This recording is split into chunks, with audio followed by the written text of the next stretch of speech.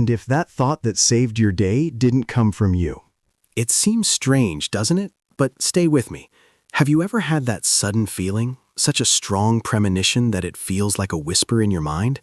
We call it intuition, a hunch, and we go on with our lives. But Spiritism, based on the works of Allan Kardec, brings a perspective that changes everything.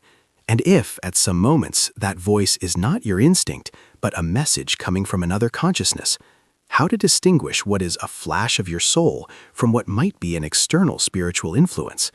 The answer is more complex and fascinating than you imagine, and it is in this mystery that our investigation begins.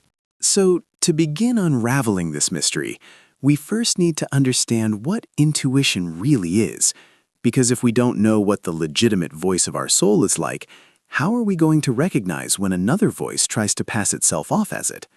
According to the Spiritist view, intuition is not a whim of the brain, nor a trick of the mind. It is something much deeper and more personal.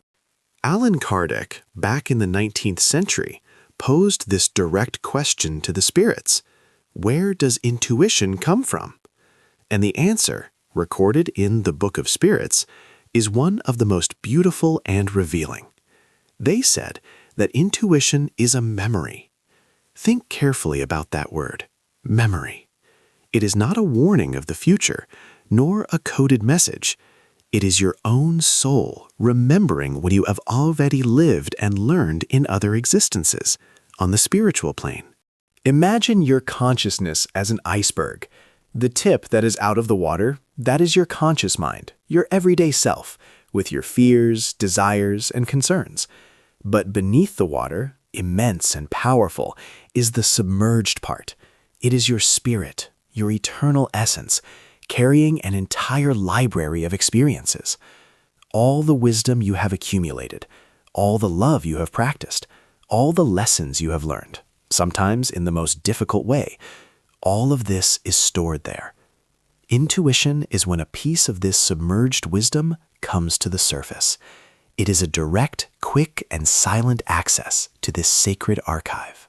It is that feeling of absolute certainty that makes you make a difficult decision with an inexplicable peace. It is the snap that solves a problem at work, that insight that seems to fall out of nowhere. It is the immediate and profound understanding of a person without them needing to say a word. Genuine intuition has a signature, a unique vibration. It generally arrives in a clear, serene, almost impersonal way. It doesn't shout, it whispers. It doesn't threaten, it guides. It doesn't paralyze you with fear. It moves you with a calm confidence.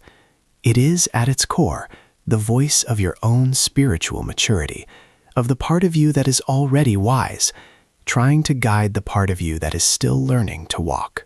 But here is the crucial point that we need to keep. This voice is intimate. It is personal. It is yours. It doesn't come with drama, nor with hysterical urgency. It doesn't put you against anyone. On the contrary, it almost always points to paths of growth, of harmony, of union. It is like the internal compass that always points to the north of your evolution. Now, if intuition is this calm and secure voice of our soul, what happens when the whisper that we hear is carried with a totally different energy, when it is agitated, repetitive, and leads us to darkness instead of light?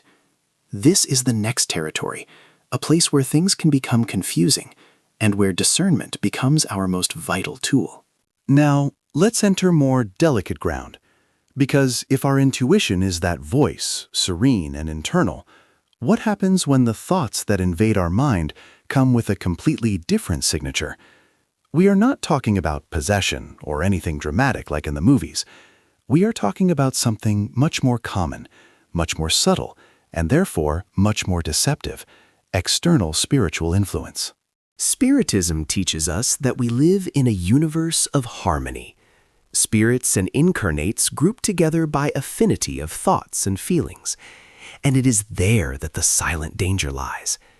Spirit André Luiz, through the psychography of Chico Xavier, gives us a lesson about this in books such as In the Domains of Mediumship and Evolution in Two Worlds. He explains that a spirit out of balance, often trapped in dense feelings such as hatred, envy, or resentment, does not need to invade anyone. It only needs to find a crack, a resonance. Think about it this way. Your mind is like a radio.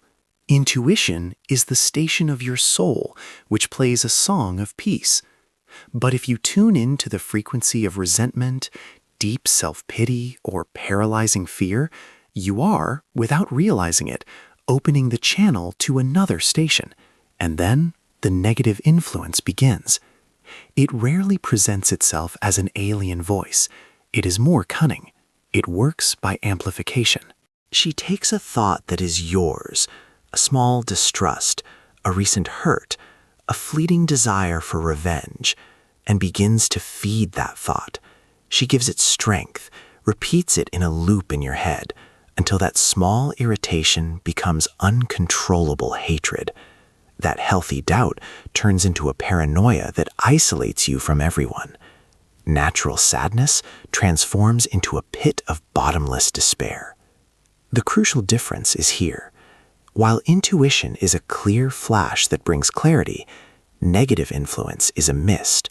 It is unsettling. It brings mental confusion, sudden anxiety, a disturbance that takes your peace. It isolates. It makes you feel like you are a victim of the whole world. And the worst, it disguises itself so well that you swear all those obsessive and agonizing thoughts are yours, fruits of your own head. It is a feeling of being trapped within a labyrinth of one's own thoughts, but with a voice in the background whispering to you to give up, attack, sink. And it is in that moment, when the mist is densest, that we ask ourselves, how to get out of this labyrinth, how to turn off this radio that tuned into chaos and find again the frequency of our own soul. The answer is not in an exorcism, but in a tool that we all have, but that few of us truly learn to use with mastery. So we arrive at the question worth everything: how to navigate this ocean of thoughts and distinguish the voice of our soul from external noise. The answer, presented with clarity in works such as The Gospel According to Spiritism, is not a magic trick, but a path of courage, self-knowledge. You need to become the greatest expert on yourself. When an intense thought arises, take a pause. Ask yourself, does this bring me peace or take it away from me? Does this bring me closer to the people I love, or does it isolate me in a world of resentment? Does this encourage me to act with kindness, or does it justify my worst side? The true intuition resists this calm examination. Negative influence agitates, becomes more urgent, tries to convince you not to reflect. Your most powerful defense is a healthy mental life. Sincere prayer, not as a cry of despair, but as a moment of conscious tuning with the good, elevates your vibration. Reading that builds, meditation that calms the inner turmoil, work in good that takes you out of your obsessive focus on yourself. All of this are tools to tune the frequency of your soul. Spiritual discernment is an art that is learned through practice, with errors and successes. But the first and greatest step is precisely to become aware of this game of influences. By observing your thoughts with tenderness, you strengthen your inner territory. You stop being a passive radio picking up any station, and you become the maestro of your own tuning. In the end, the entire journey leads us back home, to the center of ourselves. Because the voice that truly matters, the one that always guides to the light, was never outside. It has always been there, in your deepest silence, waiting to be heard.